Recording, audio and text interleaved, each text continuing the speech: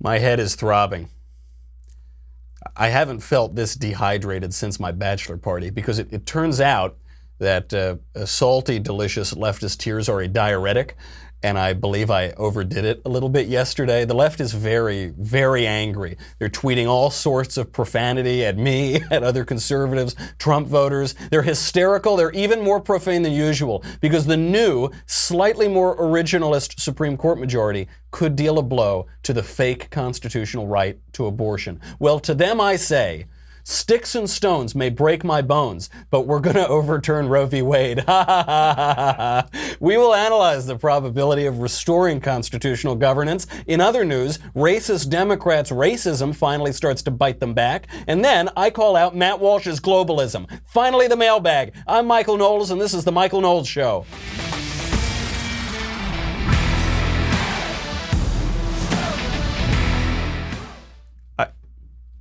I can't do it anymore with the globes. I'm sick of the globes. I can't, no more globes.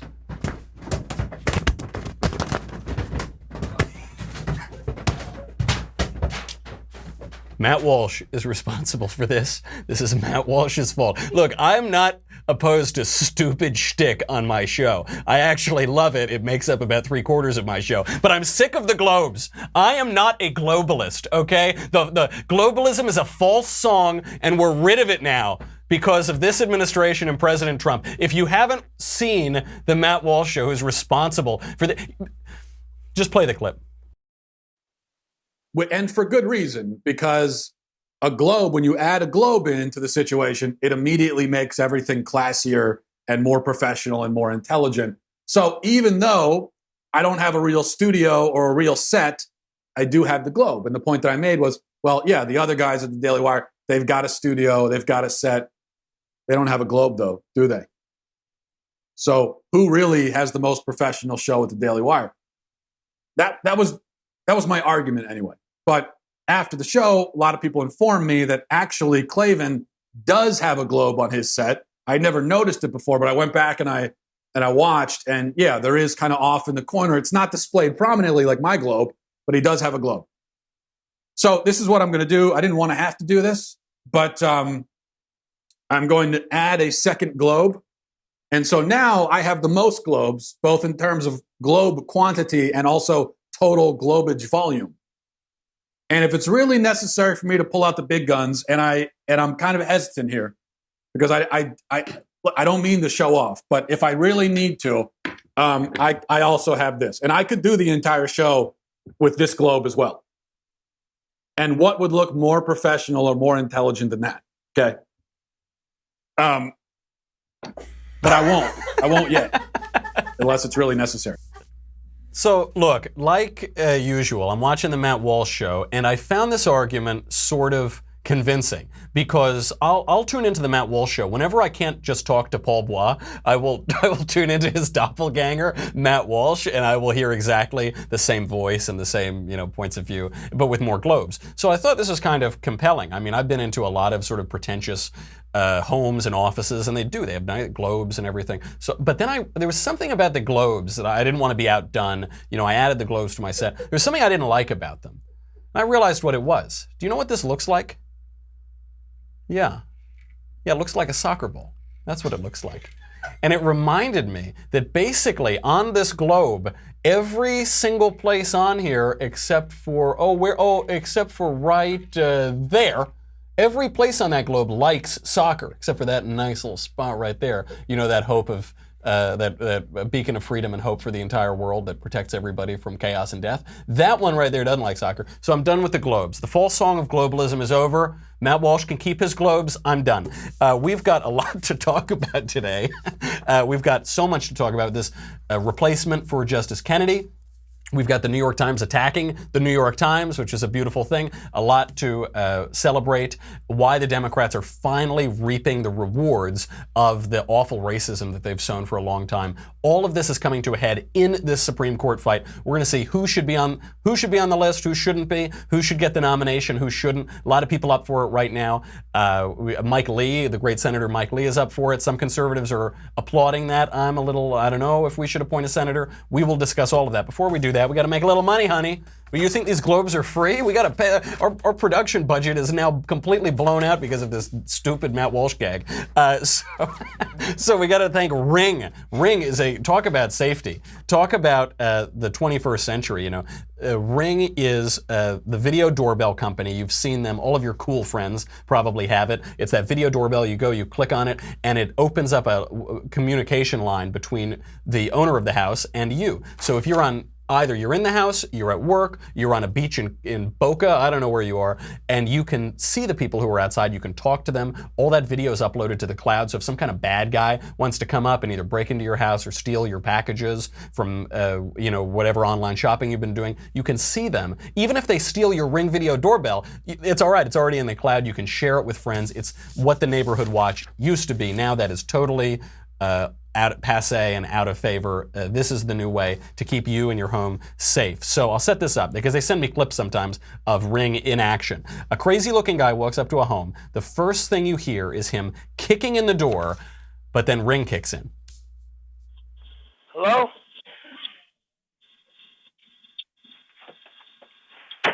Hey! Stop Are you that. okay? Leave my house or I'm calling the police. Okay, what you need to do... Hey, Tim, leave my house. Stop now or I'm calling the police. why would you tell me that? Because you're trying to push my door in. Leave now. I'm about to smash what's in there. I'm calling the police. Okay, I am the police. Something tells me that guy's not the police. The police usually, that guy had about 30% of his teeth. I think the police have a higher tooth retention average. So anyway, it's really good. I mean, I'm joking about it. It really is indispensable technology. I love mine. Seriously, all of my friends who have bought houses use this technology. It's so good and it's so inexpensive. When you think Neighborhood Watch used to take up so much time, it wasn't that effective. So, time is money. This is really, really inexpensive. Thieves just can't hide with Ring. Stop crime before it happens and help make your neighborhood safer with Ring. Right now, you can save up to $150 on a Ring security kit at ring.com/Knowles, Knowles. That is a huge discount on extremely reasonably priced technology to begin with. Go to ring.com/Knowles, Knowles, $150 off when you go to ring.com/Knowles. I really, really like mine, and I just feel safer with it, and you should too. It's a wonderful piece of technology. Okay. Let's get to it. Before we get to the court and the real decisions here over who's going to replace Justice Kennedy, I've got to mention this. I had to double down on my hangover because now New York Times editors are admitting that their paper is just pure garbage. So Jill Abramson, former editor of the New York Times, she tweets out, she says, "It kind of pisses me off that the New York Times is still asking who is Ocasio-Cortez." That was the socialist who won the Congress primary in Queens the other night, when it should have covered her campaign. Missing her rise is akin to not seeing Trump's win coming in 2016, which, by the way, is obviously a dig at the New York Times, because the New York Times didn't see Trump's win coming. They didn't think it was even possible that Trump would win in 2016. They're lashing out at this, and it confirms something that we've been talking about for a long time. Jill Abramson is no conservative Republican, but far from it. But she's noticing the extreme drop in quality at the New York Times. I think I said this yesterday. The New York Times right now and Occupy Democrats' Facebook page are basically of the same quality. I don't know the difference when it pops up in my newsfeed, a New York Times headline or some radical left meme. I don't know which is which. The New York Times now is funding this cartoon series of like fat cartoons of Donald Trump, looks like Ren and Stimpy, making out with Vladimir Putin in really graphic visuals. In many ways, the Occupy Democrats Facebook page has better taste and more class than the New York Times does these days. It isn't just conservatives pointing this out, and this isn't just the normal tug and pull of left and right. The left is finally recognizing that they themselves have hollowed out their institutions. So what the left does is it comes into institutions and it destroys them. We're seeing it at my dear old alma mater. Yale is like the prime example at the universities. The left goes into universities, destroys them. It did this to all of the mainstream media outlets. And even the New York Times, it is recognizing that that happened to itself. It is a shadow of what it once was. It doesn't do it doesn't serve its function in politics and society that it used to. But don't take my word for it, take Jill Abramson's word for it. So now, this will play in a little later with this court fight. Let's get to the court. The left is so angsty right now. They're so upset about Kennedy. Who is going to replace Kennedy? Before we get into that, I do have to point out a little conspiracy theory of mine. It was one of the best memes that was going on around Twitter yesterday. So Mitch McConnell is key here, right? Mitch McConnell is the key. A couple nights ago, a group of protesters came up to Mitch McConnell and his wife, another administration official, and they started heckling him and yelling. And Mitch McConnell's wife told them, "Stop messing with my husband." Here's the clip. Why are you separating families? Why did you leave my husband alone? I'm not trying to disrespect you, but why is he separating families? He's not. I'm not trying to I'm not trying to disrespect disrespect. He's separating families. He's separating forces. How does he sleep at night? How does he sleep at night? It is not a legal assignment. How does he sleep at night? It is not a legal assignment. So the next day, after a bunch of lefty protesters harass Mitch McConnell and his wife, the swing vote on the Supreme Court retires and Trump is going to appoint an originalist.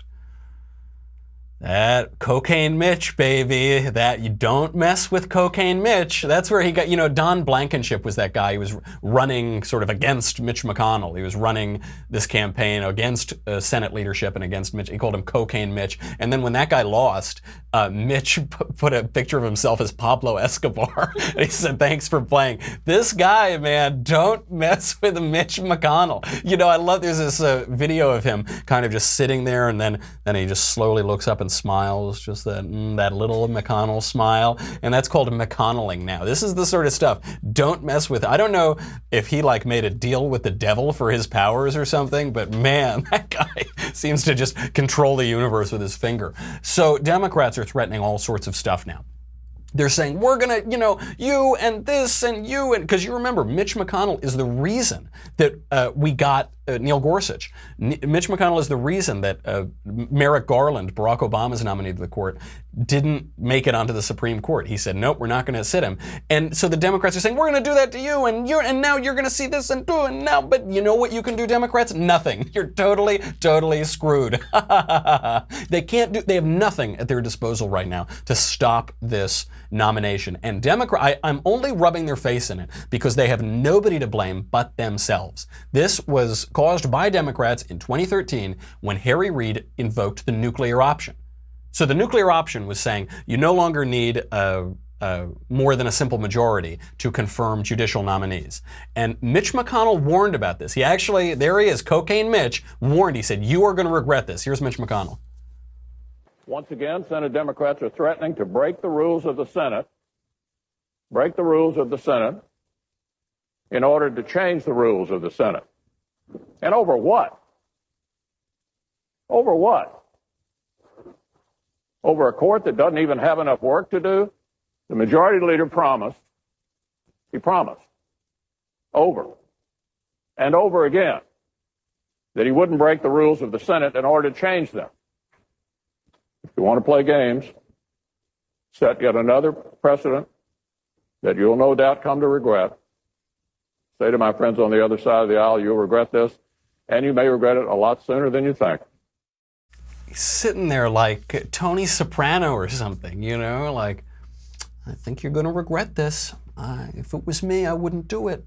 I wouldn't do it, Harry. I don't think. And so what they did, Harry Reid pushes the nuclear option, and that made it such that you only need a simple majority to get through judicial nominees, except for the Supreme Court. This didn't include the Supreme Court. But of course, at this point, after he's gone to the nuclear option, it's now up to Merrick Garland, and Harry Reid no longer has control of the Senate. What is Mitch McConnell going to do? Mitch McConnell, now the leader of the Senate, he totally railroads Merrick Garland. He says, we're not going to do it. It's an election year, and you can't make us do it. So now we've got this, we still have the majority in the Senate. And I got to tell you something. They're saying it's going to be really hard to get Trump's nominee through because Susan Collins and other left-wing Republicans are going to stop it. Liberal Republicans, squishes. They don't want an originalist judge. I don't know about that. There are a lot of Democrats who are in states with a lot of Trump voters, and Trump is very popular right now, and his policies are very, very popular right now. I'm not so sure that they'll be able to railroad him on a party line vote. What about Joe Manchin? Joe Manchin in West Virginia. Is he really reliable to not support Trump's nominee? Joe Manchin needs those Trump voters. Claire McCaskill in Missouri, John Tester, Montana. They're in a really tough spot. So it's true, we've got to deal with Susan Collins and our squishes, but what about their guys? I don't know. Trump is very popular right now. By the way, he's like, we're talking about almost record levels of popularity. There's a new study out from Harvard, Capps, and Harris. Trump's approval rating is at 47%. This is up 2 points from last month. So think about what's been happening in the last month. In the last month, the mainstream media shows pictures of babies crying. They're totally made up pictures, by the way. But, babies being ripped from their mother, utter fiction. And they put it on the cover of the Time magazine with Photoshop. And, it's so awful, isn't that terrible? And what happens to Trump's popularity? It ticks up 2 points. And that, by the way, it's not like it went up with the Republicans a lot and down a little bit with the Democrats. It went up 6 points among Republican voters. It went up 3 points among Democrat voters. And it went up 10 points among Hispanics. So you would think this is the moment, we're going to demagogue. Democrats are going to make this all about race and blah, blah, blah. It's going to kill them with the Hispanic vote. It went up 10 points. So what are these guys going to do, these Senate Democrats? Are they really going to say, no Trump, we're going to obstruct the whole way? Okay, good. Enjoy your re-election campaigns, guys. Good. Keep that up. That'll probably work.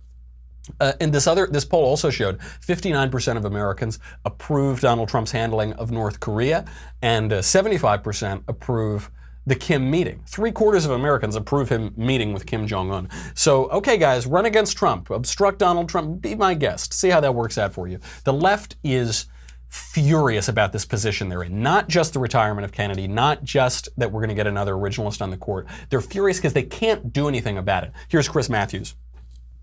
Well, I don't think we're looking at the fresher history here of this 5-4 court. Of course, as John Meacham just mentioned, they were the ones who threw the election, took it out of the hands of the Supreme Court down in Florida and gave it to George W. Bush. And then, of course, they gave the gun people what they wanted in the Heller decision. Then they gave the money people the decision they wanted in the Citizens United. And then, of course, just yesterday, they gave the anti-immigrant people what this Supreme Court, this 5-4 court has been pro-Republican, pro-gun, pro-money, and against immigration, anti-immigrant, if you will. And I think the Democrats, as I said a few moments ago, have to fight this tooth and nail. They have to use every process opportunity they have to stop this until next year when we have a new Senate. We don't know whether next year's Senate will be Republican or Democratic dominated. But to give this to the Republicans when they control the Senate, basically 51 or 50 to 49, really, with John McCain perhaps not voting again, to give them this last chance to pack the court 5-4 again, hard conservative. I say this, the base will attack the leadership for this if they allow it to happen, and they should, because this is time for vengeance for what happened 2 years ago. And if they don't wreak the vengeance now, with 4.5 months to go before the election, they will not look very strong to their base, and I think they'll be under attack. Vengeance. That is the left-wing agenda right now, because listen to how he talks. Well, first of all, it's very hard because he just kind of mumbles and makes up. He goes, the immigrant people and the money people and the blah, blah, blah. No, this court has ruled in favor of the Constitution. Usually, it's ruled in favor of the Constitution. It's ruled in favor of the gun advocates, right? Because the Constitution is a gun advocate. The Constitution protects your individual right to keep and bear arms. It's ruled in favor of being able to donate money to political candidates. Right, because the First Amendment allows you to donate money to political candidates because you have free political speech. Yeah, of course. Duh. But they're as I said yesterday, they're kind of coming clean here, right? They're saying, we oppose the Constitution. He says that the court is anti-immigrant. It's not anti-immigrant. It's pro-Constitution. The Constitution allows the legislature to legislate and the executive to execute those laws. So they're being honest. They're saying we're anti-Constitution. You're right. The left base is anti-Constitution, anti-American, and he says the base is going to be really angry if the Democrats don't try to shut this down. Yeah, they will. But you know who's really unpopular in America right now? The Democrat base. The left, that far left base, which is holding the Democrat Party hostage, is very unpopular. So good, do it. Put them on display. Put them all over TV. That's great. Can't wait to see in November. That's a great idea. Other Democrats are pretty upset about this too. U.S. Rep. Brendan Boyle said, quote, "The GOP theft of a Supreme Court seat by blocking Merrick Garland is possibly the single most consequential political act of this decade." It is the most consequential political act, by the way. It's not a theft, of course. We'll get to that in a second. But Mitch McConnell was asked about this. He said, you know, what in your career? Mitch McConnell's been in government since I think 1628. In your career, what's the most important thing you've ever done? He said, holding up the nomination of Merrick Garland is the most consequential act of my career. And that's absolutely true, because we got to give this guy credit for it. He made it such that the conservative base was ready and raring to go to elect President Trump, to deal, you know, maybe some people were skeptical of him. He didn't have much of a political record, but they went because it so mattered. Plus it gave us this court, which has given us wonderful pro-Constitution, pro-American decisions on free speech, religious liberty, on life. I mean, really, really good stuff, poised to be another one. You know, if the conservatives who didn't want to vote for Trump had gotten their way, we'd have 2 justices right now. We'd have a 6-3 left-wing majority on the court. What would happen to your gun rights? Well, we know Hillary Clinton told us they'd go away. What would happen to your First Amendment rights? Hillary Clinton told us they'd go away. The left, I mean, and by the way, the left isn't even hiding this anymore. Op-ed after op-ed, politician after politician saying we need to censor speech. This is a great win, and we got to thank Mitch for that. But to call it theft, they're saying he stole it. It was unfair. He stole it. It's theft. I wonder where Mitch McConnell got that idea from. I threatened you. I told you I would play this clip. Take it away, Joe Biden. It is my view that if a Supreme Court justice resigns tomorrow or within the next several weeks, or resigns at the end of the summer, President Bush should consider following the practice of a majority of his predecessors and not name a nominee until after the November election is completed. Ooh, that's awkward, isn't it? The once and future candidate. He's going to run again, by the way. Joe Biden, someone asked him, I said, are you going to run for president in 2020? And he said, I really don't want to. I really don't want to. I've seen how terrible it is. You don't want to. You've been running for president since the 80s. Of course you are. Are you kidding me? That's the job you've held in your life, is trying to be president. Oh, I don't want to. That's what disingenuous politicians who have run for office, who have already run for president multiple times, they say, I don't want to. Of course you want to. You've just said you want to. You've wanted to for 30 years. Yeah. So, but it's a little awkward because that guy is the one who created the premise for Mitch McConnell to hold up that nomination. Now look, obviously this is just politics. If you have the ability to stop that nomination, if you have the political capital to do it and get your guy in, you're going to do that. That's just politics. Now the left is trying to use this. They're trying to flip it right and say, oh, well, we've got an election coming up. It's a midterm election. It's not a presidential election, but whatever. Oh, yeah, we have a so, you know, Ezra Klein is saying it's hypocritical for Republicans to want this nomination to go through before the election. Cory Booker is saying the same thing. He's saying, come on, you've got to do it. Yeah.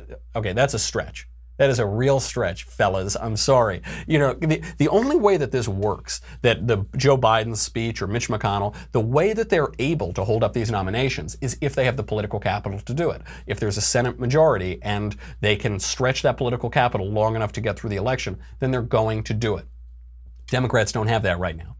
They don't have the majority in the House. They don't have the majority in the Senate. They're not very popular. The president is very popular. It's not a presidential election. It's a midterm election. Sorry. You lose. Too bad. The other aspect here, by the way, when you hear people preening about this, because I've noticed sometimes the rank and file on the left are doing this too. I think they're genuinely outraged because they're ignorant. So they say, "What? McConnell did this, and we should do it," right?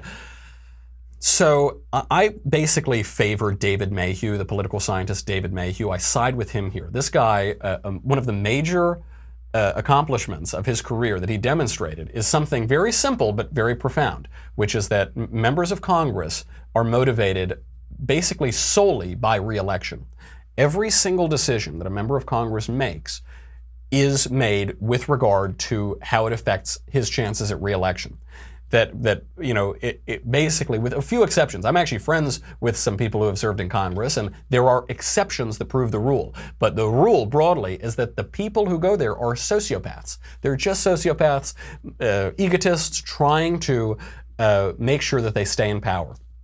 James Madison wrote about this in Federalist 51 very clearly. He said, ambition must be made to counteract ambition.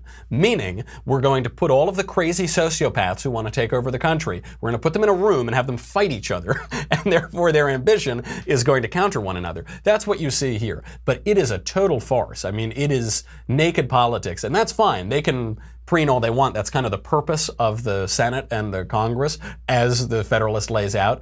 But for people who are like regular people in the world, you shouldn't fall for that. You shouldn't take that seriously. It's naked politics, and the Democrats don't have it right now. They can't do it. I suppose Joe Biden wanted them to hold it up in '92. Maybe they could have had the political capital done. They don't have it now, and we did have it in the 2016 election. And thank goodness we did, because it preserved American liberty, and it just knocked away a lot of nonsense that will give us the opportunity possibly to maintain liberty in America, at least for a little while. So the question on everybody's mind, it's the title today. The title today is just, I took Roe v. Wade and I flipped it upside down. I overturned it. Is, are we going to overturn Roe v. Wade? The famous decision, decades old now, early 1970s, the decades old decision that pretended that there's some constitutional right to abortion, which obviously there is not. I sometimes reference, I got to meet Scalia twice, and he answered like every legal question I've ever had, so I've referenced this a lot. But if you want a law allowing abortion, that's fine. I mean, it's wrong and evil and immoral, and you'll probably burn in hell. But I suppose it's, as a matter of Republican politics, it's fine. But you have to go and convince your fellow citizens, your neighbors, to agree with you, and then you can pass a law, and then you can have abortion. What's really wrong to do, the really legally wrong thing to do, is to pretend that it's in the Constitution somewhere. Look in the Constitution and show me the right to abortion. Look in the Constitution and show me the redefinition of marriage to include, but only include, same-sex unions in addition to traditional unions, to same-sex monogamous unions of two people. Find me that in the Constitution. But not polygamous unions, because that's not in there. Because they're just reading things. They're inventing it in the Constitution. There is no right to abortion in the Constitution. Roe v. Wade is one of the worst decisions, if not the worst decision, ever made by the Supreme Court. And the question is, now that we have the squish, Kennedy, gone, who's sort of conservative a lot of the time, but crucially, sometimes he sides with the left, will we be able to overturn Roe v. Wade? If there's an abortion case that comes up to the court, will we be able to overturn it?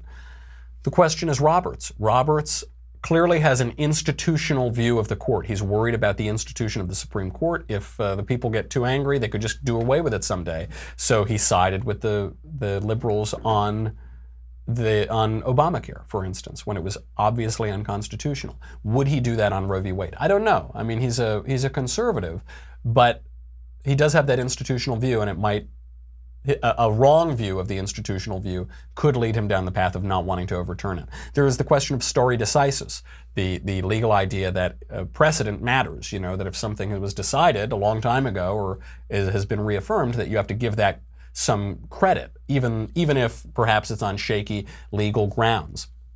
Are we going to overturn I guess the question on stare decisis, we asked this to Scalia too, is how do you judge that? Justice Clarence Thomas, doesn't seem to care very much about stare decisis in a way that Scalia did. And, without stare decisis, you just have chaos. Very important rulings could just be totally upended left and right. So you do have to have some view of the tradition and of legal precedent. But we asked him, we said, what about Roe v. Wade? And he said, some decisions are so egregious that they have to be overturned, even if that upsets stare decisis. And some come to mind. The Dred Scott decision saying that black people can never be citizens in the United States. I actually sort of defend that decision because it, not for the effect of it, but what it did was it showed the American law to be as it was. It showed the absurdity of the question of racial basis for slavery, and so it spurred a revision of that. But you know, obviously on its face, just awful consequences from that decision. How about Plessy v. Ferguson, that maintained separate but equal? But of course, those separate things were not equal. Some cases are so egregious that you have to flip them. And more than any, you could point to Roe v. Wade, which has resulted in the deaths of millions and millions of babies. And we kill 1 million babies a year because of Roe v. Wade. Now, if Roe v. Wade were overturned, that doesn't mean that abortion's illegal. It means that states would decide. It means that, you know, New York and California, if you want to keep killing your babies, you pass a law. It doesn't say that there's a constitutional protection against abortion, but it just says there's no constitutional right to abortion. Now, another consideration is Susan Collins. Is she going to make us just get another Kennedy, basically, another squishy, non-originalist justice? Maybe, but as I said earlier, I'm not certain of that. I am certain of this. Whoever is nominated by Donald Trump for the Supreme Court needs to go into those hearings and, when asked about Roe v. Wade, which he will be countless times, say, Roe v. Wade has defined the law of the land. It is the law of the land. It is Roe v. Wade is settled. And that's all he should say about it, because that's all true. It is settled. It was settled 40 years ago. It is true that it's defined the law of the land. All true. Until we overturn it. And then it won't be settled. Well, it'll be unsettled. And then we'll have a new settlement. Then we'll have a new law of the land. But that's all that person should say. Obviously, we don't want someone to get borked because they're pro-lifers or what, you know, they went to Catholic Mass one time, so they're clearly too pro-life, or they've read the Constitution, right? Go in there, you say, Roe v. Wade is the settled law of the land. And you get a little smirk in there. What was that smirk? Excuse me, Judge Pryor, what was that smirk? Oh, nothing. What smirk? Well, what do you think about Roe v. Wade? Oh, Roe v. Wade is the settled law of the land. I saw that again. No, you didn't see anything. That's what we need to do. So the question is, before we get to the mailbag now, who should we get? There are good judges on the short list. I'm not going to pretend that I know everything about all these judges at all, but I will talk about the ones who are getting a lot of discussion in the mainstream media. Mike Lee, terrific senator, very conservative, one of the best members of the U.S. Senate, a terrific politician in America. I don't know that he should go to the Supreme Court. I don't know that he should. I don't know that in this particularly polarized time, while conservatives are struggling to explain to Democrats that, and to explain to the left broadly, that the Supreme Court is supposed to be nonpartisan, that we favor originalists and textualists because they respect the letter of the law of the Constitution, regardless of our political preferences, that we're not nominating conservatives or Republicans, we're nominating originalists. And here is an example of a difference. A conservative justice would say that abortion is illegal because we want to protect life. An originalist justice would say there's no protection, there's no right to an abortion. Doesn't mean that abortion is necessarily illegal then, does it? There are laws against murder. You need a law against abortion. That would be a difference between that kind of jurisprudence. As we're trying to convince them of this difference, as we're trying to maintain the integrity of the court, I don't know that it looks good to appoint a senator, a conservative Republican senator. Nothing against Mike Lee. Mike Lee would be terrific on the court. But we haven't had a senator serve on the Supreme Court since 1971, since Hugo Black. And that was the last year that we had a senator on the court. And Hugo Black was terrible. I mean, he was a member of the Klan, Democrat, I'm repeating myself, New Dealer. He voted for some of the worst decisions. Wickard v. Filburn totally expanded federal power. As a senator, he vehemently opposed anti-lynching legislation. You know, just absolutely terrible. So I guess Mike Lee could be our version of that. He's like the good version of a senator on the court. But I just don't, in this very partisan ideological moment, I don't know that we can do it. Obviously, William Howard Taft was both president and chief justice of the court. He was president first and then until 1913, and then he was chief justice for the 1920s, basically. So I don't know. I'm a little dubious on putting a senator on the court. The leading contender right now is William Pryor from the 11th Circuit Court of Appeals. Listen, Republican presidents have gotten burned before by judicial nominees. We need someone who is who we know about, who we know a lot about, and we can sort of rely on. Pryor is that sort of rock-ribbed originalist, I think, from everything I know about him. I also like that he's Catholic. And it's not just my own Catholic bias coming out here. Catholics make great justices. Scalia, Alito, Thomas converted to Catholicism, reverted to Catholicism. Gorsuch is a cradle Catholic. I think now he goes to a Protestant church, an Episcopal church, twice the liturgy, half the guilt, but still has that kind of Catholic upbringing. The reason there are other Catholics too. The reason that Catholics are good on the court is because it's a real institution that looks at tradition and, parses logic very, very tightly. And Catholics are known for this. Catholics have been doing this for 2,000 years. Thomas Aquinas is a good example here. Long-standing institutions, seriousness, bringing ancient understandings of logic through into the modern world. So they're very good at this. And so I do favor Catholics in that way. Plus, Catholics like to wear weird long robes and stuff and go into kind of old buildings. So they're good at that. Another one who's being talked about is Amul Thapar. He is a little younger than Pryor. Pryor is 56. Thapar is under 50. And he's on the Sixth Circuit Court of Appeals. He's really tight with Mitch McConnell, who I've been extolling the virtues of the last couple days. We know a little less about him, so I don't know. He could be terrific. He could be great. He's not a Catholic, but I won't hold it against him. I won't totally hold it against him. Mike Lee's not a Catholic either. I won't hold it against him. But I don't know. We know a little less about him, so I'm a little worried because we've been burned before. We'll just have to see what happens, but it would be terrific. The Democrats really shot down Pryor last time because they said he was too rock-ribbed a constitutionalist. Would be really nice to drink up those tears if we got him this time, wouldn't it? That would be. I'd have to get like 2 ice packs next time. Before we get to the mailbag, I know we're running out of time a little bit here.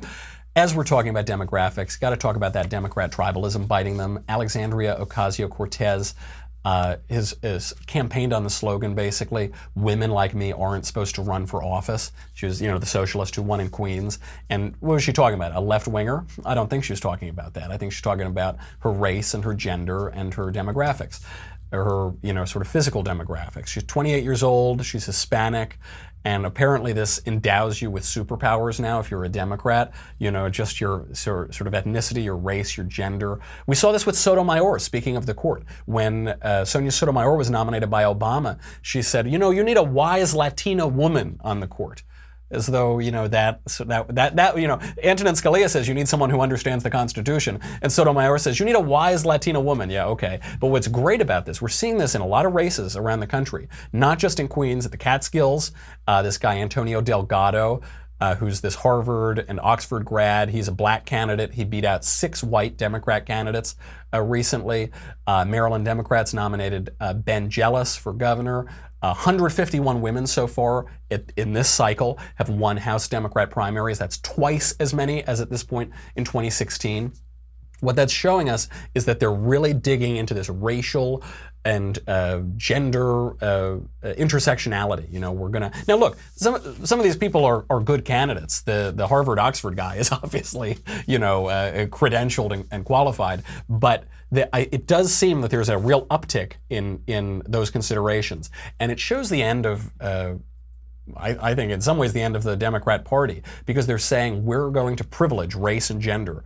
People who aren't white men, we're going to privilege that over other characteristics such as ideology. It doesn't seem like that race in the Catskills doesn't look like ideology played much of a role in it. They're really digging into not the thought process, but just the looks of things. We're in a time that is past logic. We talked about after World War I, this breakdown of logic and sense and art, and now we're in this just like grunting tribalism, and the Democrats are digging in more than anybody. It looks like it's going to bite them though, because that's not a serious and logical way to make decisions. You want to pick a candidate not because of the color of their skin, but because of the content of their character and their logic and their platform on what they're going to run on. So we'll see. I can't imagine it's going to help them. We got to get to the mailbag. Before I get to that, I've got to say goodbye to Facebook and YouTube in the last minutes here. Go over to dailywire.com. $10 a month, $100 for an annual membership. You get me, you get the Andrew Klavan Show, you get the Ben Shapiro Show. You get to ask questions in the mailbag. By the way, we've got a great Daily Wire backstage coming up. That is going to be on July 2nd, I think. We doing that on the 2nd? Yes. Yes, July 2nd, 7 p.m. Eastern Time. We've got the guest, Jordan B. Peterson, there. So if you're a subscriber, you get to go and you get to ask questions, and we can do that, but again, none of it matters. Look, you're going to get a hangover, so make sure you drink a lot of water over the next couple weeks, but you need this vessel. Otherwise you're going to drown. Go get the Leftist Tears Tumbler, dailywire.com. We'll be right back with the mailbag.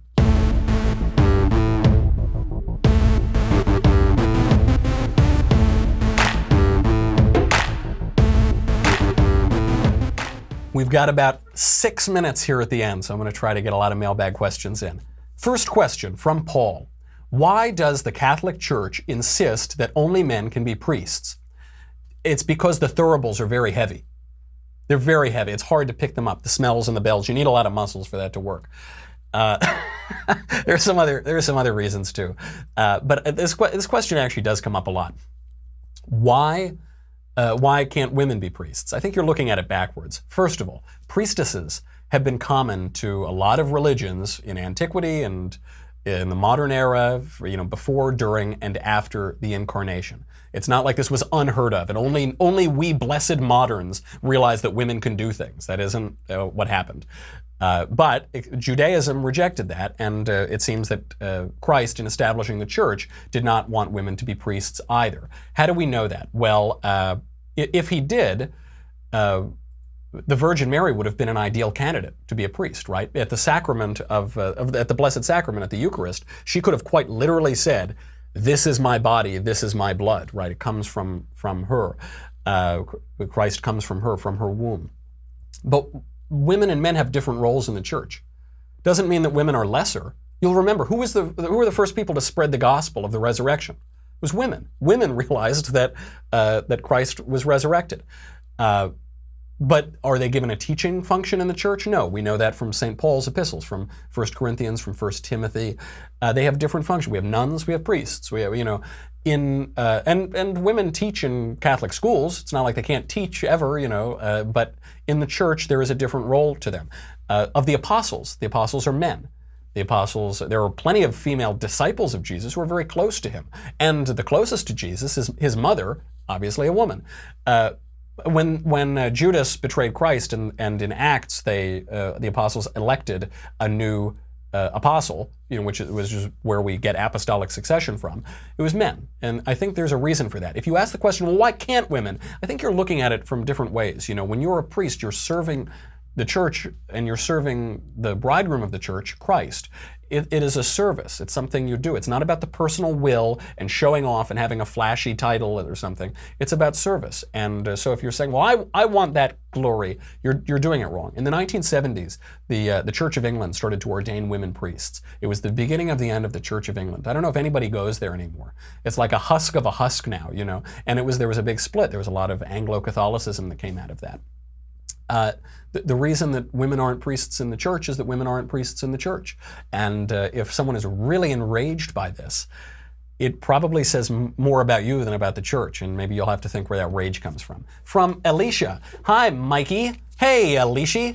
I have enjoyed your comments on the Catholic Church and practices. On a spectrum of 1 to 10, 1 being guitar group modern and 10 being Gregorian chant, what type of church do you prefer? Alicia. 11. From Brandon. Michael, you're nearing your prophesied 200th episode. What steps have you taken to avoid your homeless dumpster living calamity? You're married now. Where will that poor woman live? You have to think about these things. It has been weighing on me. I love reading like the Odyssey and the Iliad. Sometimes the fates really can conspire against you. The more you try to change your fate, the more you lead yourself into it. I'm working on it. It is true that 200th episode where I'm bearded and living in a dumpster, it is coming up. I'm sleeping with one eye open at night. I'm doing my best. If you have any thoughts, please tweet them at me of how to avoid that terrible, terrible fate. We got a few more minutes from Corey. Dear sweet little old Michael, you said yesterday that the philosophical premise of owning your own body leads to modernism.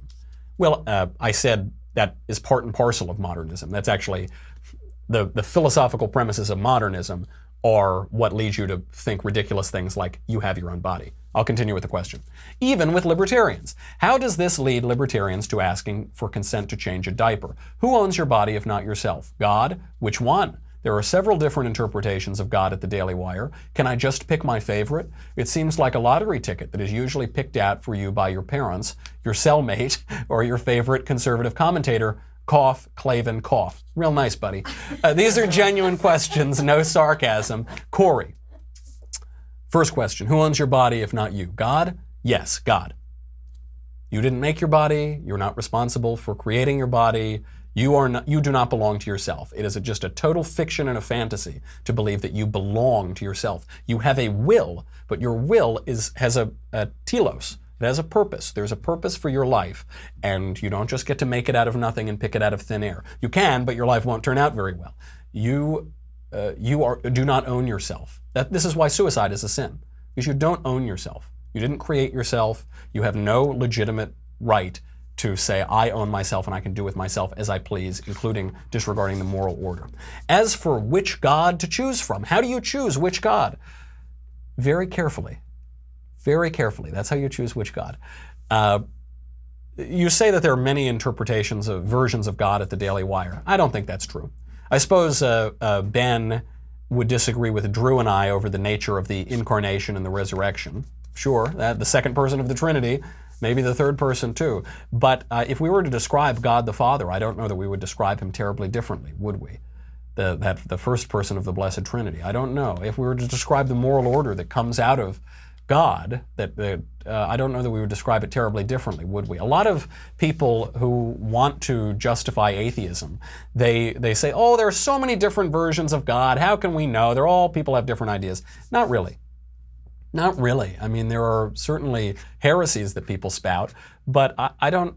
If you look at sort of the myths, the ancient myths, and sort of the ancient conversations that are happening between pagans and between people who believe in God, I'm not so sure that there are different gods that come out. Even in the polytheistic pagan religions, I'm not sure that an image of God isn't at least lightly manifested, that you can sort of see through the fog.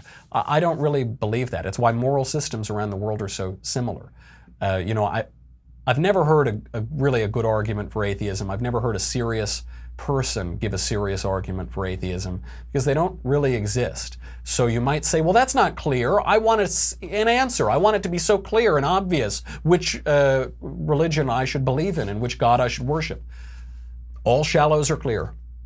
Can you do, I don't know, multivariable calculus? Are you really good at that? Or stochastic analysis or some sort of difficult, higher end math? Are you perfect at that? No, probably not. You probably don't know very much about that beyond algebra if you're like the average American. So if you don't know about that, why on earth would you think that you can grasp the nature of God just cause? Just because. There's a great story about St. Augustine was trying to explain the Trinity. This is a legend that comes from St. Augustine, although who knows, maybe it happened. And he was really racking his brain, and he was walking along the beach, and he saw a little kid pouring water with a seashell into a hole. And he said to the kid, what are you doing? And he said, oh, I'm going to pour the whole ocean into this hole. He said, that's great. You can't fit the whole ocean into that hole. And then the kid turns to him and he says, that's right, and you can't fit the mystery of the Trinity into that finite head of yours. And then all of a sudden, the child is transfigured and disappears. I think it's a good, it's a legend about St. Augustine, but it's a good story. You can't fit all of that into your head. But just because you have finite intelligence, just because you can't understand something doesn't mean that it doesn't exist. Most of the things in the world, none of us can't understand. We have such a finite intelligence. Do we have time for one more? We gotta go. Okay, sorry folks. We had some really good questions to talk about. I will see you next week. We had some really good guests coming up. I don't want to spoil it right yet, but we've got a lot to talk about today. So we've got a lot to talk about next week with them.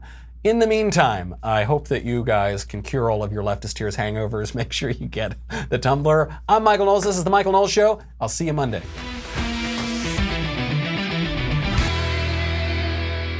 The Michael Knowles Show is produced by Senia Villarreal, executive producer Jeremy Boring, senior producer Jonathan Hay, our supervising producer Mathis Glover, and our technical producer is Austin Stevens, edited by Jim Nickel. Audio is mixed by Mike Coromina. Hair and makeup is by Jesua Olvera. The Michael Knowles Show is a Daily Wire Forward Publishing production. Copyright Forward Publishing 2018.